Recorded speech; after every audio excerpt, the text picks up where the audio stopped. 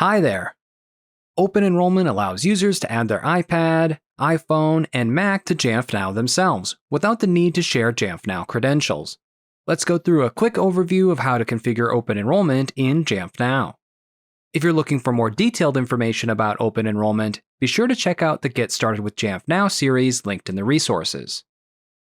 From the Jamf Now dashboard, click Open Enrollment in the sidebar. By default, this is disabled, so let's select Enable Open Enrollment. With this enabled, we have a few different configuration options. Let's start by setting a 4-digit access code that all devices will need to enter in order to enroll. For this example, I'm using 1984. Next, we need to decide how long Open Enrollment will be active.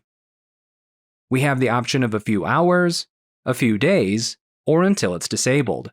If you aren't actively enrolling devices, it's a good security practice to make sure Open Enrollment is disabled until it's needed again. For this example, I'm setting the duration to 1 day.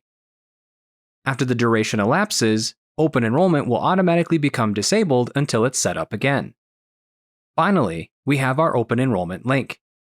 We're given the option to scan a QR code if we have the devices we want to enroll with us, or we can send a link to the users who need to enroll their device.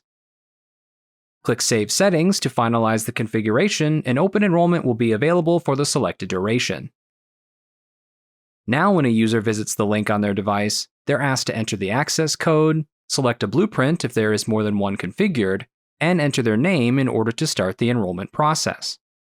Thanks for watching.